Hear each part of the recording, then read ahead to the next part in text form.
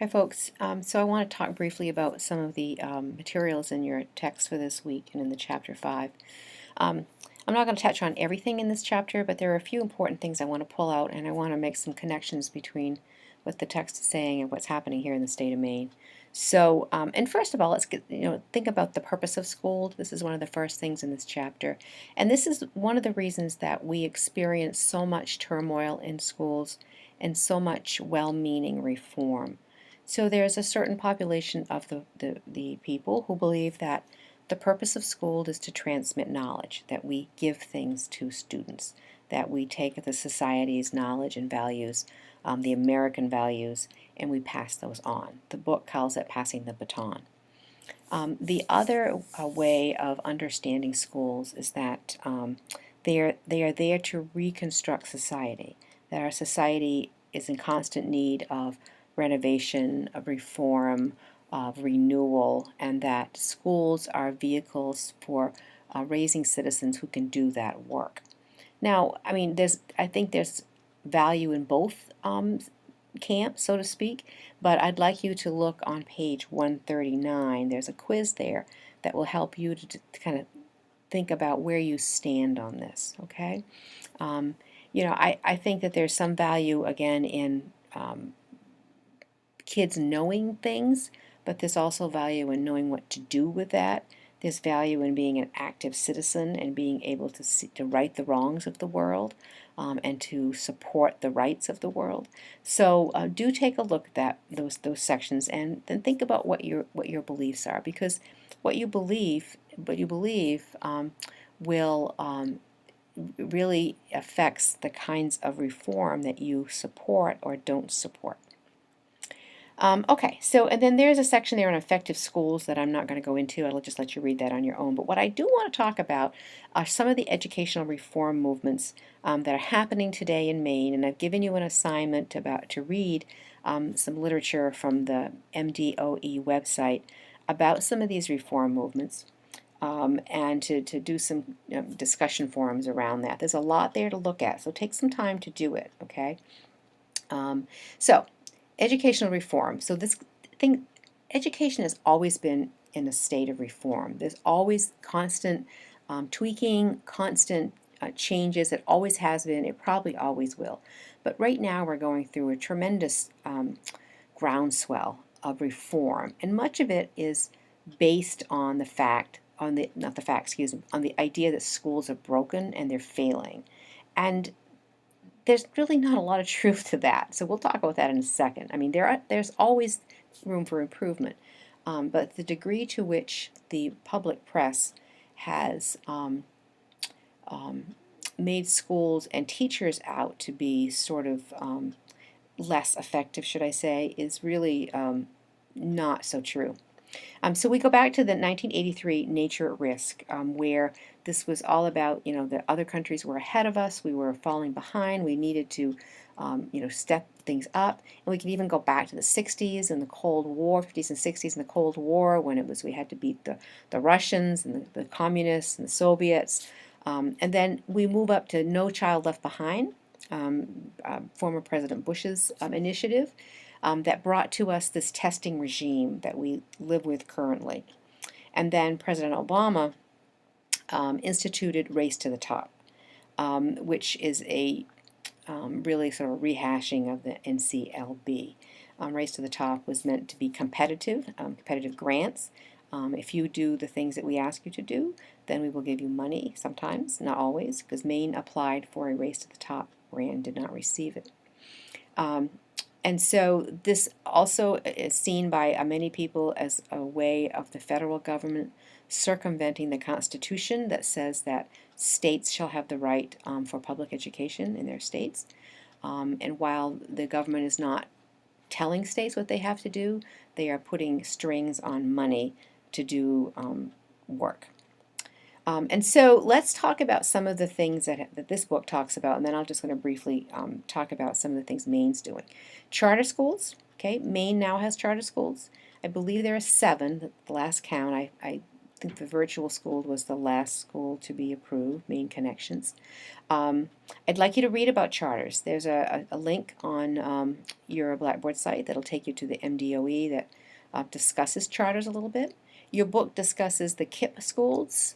I encourage you to do a little Google search on the KIPP schools. You'll get some really good reviews and you'll get some not so good reviews. So it's really good to look at both sides of this. Vouchers. Some states have vouchers, so if students want to go to another school, they're issued a voucher to do that. Maine does not do vouchers. There was a movement to allow public school students to get vouchers for religious schools, and that was supported by the governor, but voted down in the legislature. Magnet schools. Maine has a magnet school, the Maine Math and Science School in Limestone. Very successful school. If you've watched any of the news or read any educational reports, it's the #1 school in the state. It's a competitive admission, though. Let's remember that you do have to qualify to go to that school. And so that makes a difference, too, in student engagement and student achievement. Virtual schools. Maine now has its first virtual school, Maine Connections. The jury's still out on this in the state of Maine, but if you do some reading from other states, you'll get, particularly for these for-profit virtual schools, you'll get a lot of scathing reviews. And I think we need to go into this with our eyes wide open and be thoughtful about how we assess how Maine Connections does. There's another virtual school who's put in an application. I'm not remembering the name of it at the moment, but some of you probably do. And that takes us to for-profit schools. This is huge in the country, that the business world has discovered that there's money to be made in education. They sort of left us alone for a while. The textbook companies, made a certain amount of money, but all of a sudden they've realized that they can capitalize on the perceived failing schools, and that they can swoop in and create these text curricula and programs that will right the wrong, so to speak. And so we have a virtual flood of now for-profit vendors and for-profit schools that their mission is to educate students, but they're also there to make money, where public schools are not money-making enterprises, as we all know. They spend a lot of money, but they don't make money. But for-profit schools make money. There's a lot of controversy and conversation about whether this is a good thing for education. Is competition good?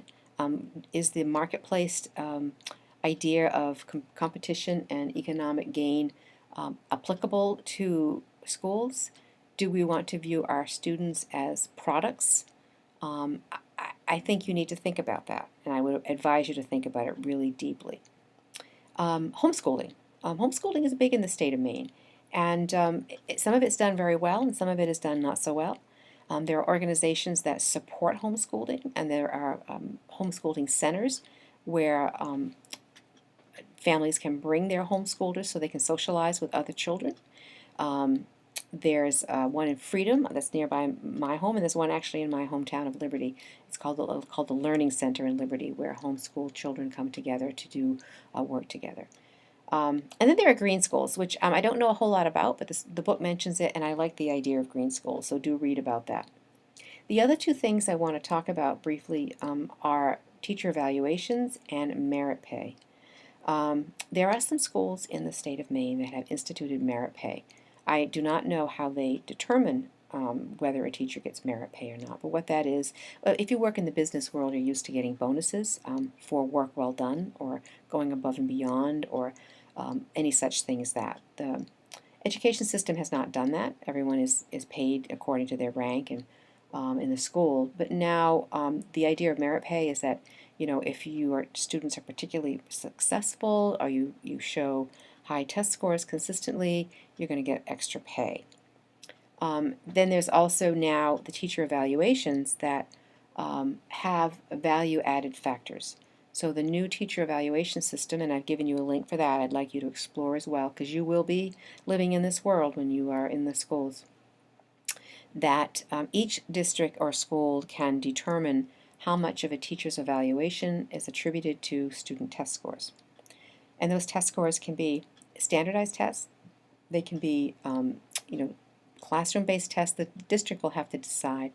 More than likely, it will be standardized tests because those are easy to validate and relatively easy to use. One of the problems, as we know, with standardized testing is that it's a snapshot of one moment in time. A child may have had a bad day and not done well on that test, or any other number of factors could go into the ways in which a student does on a standardized test. So those are important things for us to think about. I'm not, I'm not gonna, I don't want to rehash it all because you've got a lot to read about this, but I wanted to do the video just to emphasize how important it is for you to really investigate these reform movements in depth. And if you're not from Maine, you know, look at the state in which you are in and see what the reforms are going on there. Common Core state standards are huge. I didn't mention them. I've given you a link to them, but I don't want us to spend a lot of time getting into those, although they're really important in terms of going forward. And they're also the catalyst for a lot of conversation, particularly around the assessment piece. So there's states that heretofore had adopted Common Core have now rejected them, or they put the implementation on hold. Again, the idea that we have standards-based learning or standards is part of Race to the Top. So those states who were interested in getting grant money had to have standards-based standards. They had to have teacher evaluation, and so many states who adopted Common Core state standards did so in order to qualify for Race to the Top. And again, there is a group of you know, a population who believes that this is the federal government's way of undermining state control. Other groups are opposed to Common Core state standards based on that they're developmentally inappropriate, and so forth and so on. So again, there's two camps to that as well, and feel free to read about those. There's a group called No Common Core, No Common Core Maine, that regularly puts out a lot of articles and propaganda to support their position. And it's worthwhile looking at it and reading some of that because it does give you what's happening on that side of the picture, but it's also important to see what's going on the other side as well, so you have a balanced view. And then I want us to on pages 162 and 163, there's some important things here that, you know, that help debunk some of these reform ideas. So there's a lot out there about charter schools will improve education. Our own governor has said that many times, that this is a way of you know, improving education. But you know, charter schools can be really, really good, but they're not necessarily, you know, the panacea for curing any evils of education. And if we look at the national picture, you know, this idea that test scores are down and we need this huge improvement is really a fallacy. I would invite you to read Diane Ravitch's book. Her last book was oh gosh, I'm going to forget the name of it. I'll post the name of the book for you, but she's written two about education. She originally was all in favor of standards, but now has changed her mind completely and campaigns and speaks regularly against Common Core state standards and the assessment system that's being implemented. She's an expert in education, so I respect her, and I enjoy reading her information, and she backs it up with a lot of studies. So I would invite you to read Diane Ravitch and her reasons for opposing Common Core and assessments. Merit pay will improve teaching and learning. There's this idea that if we just pay people more, they'll do a better job, and I'm not so sure that's true. Does it lead to better student performance, or does it just lead to competition among teachers? So you need to think about that as well. There's been a lot in the Maine news in the last 4 years that we've had our present governor about unions and his distaste for unions and his belief that teacher unions protect weak teachers. There was a court case out in California about tenure that actually broke up a tenure system for a school. And you have to understand what tenure is in terms of public schools and what unions do to protect teachers. And so do they protect bad teachers? Maybe sometimes, but I think overall the unions are there to protect all of us and to make sure that we're afforded due process, that we cannot be fired without reason. And if you're a really bad teacher, there are ways to fire a bad teacher. But there's a due process to doing that. It can't be arbitrary in just one person's belief that this teacher is bad. We need to get rid of him or her. I'd invite you to explore the MEA website, which is the Maine Education Association, and they do a lot of good work in the legislature to protect our rights and to further the professionalism of teachers. So do look more at unions in terms of support rather than hindrances. Schools are in deep decline. I spoke about this earlier, and as a matter of fact, we're not in deep decline. More and more of Americans' children are graduating, more and more going on to college. When we compare test scores, it's kind of like comparing apples and oranges because our educational system is quite different from other countries. I'd invite you to look at Finland's educational system. They consistently score #1 on the national test across. Maine and United States does not, enjoy that high ranking.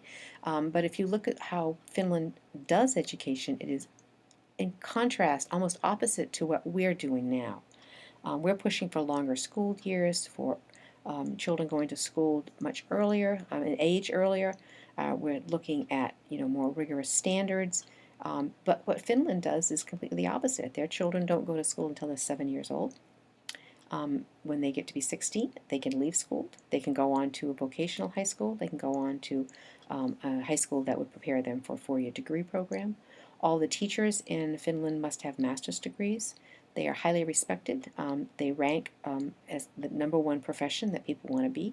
It's competitive. You have to really, there's a lot of work to get into a teacher's college in Finland.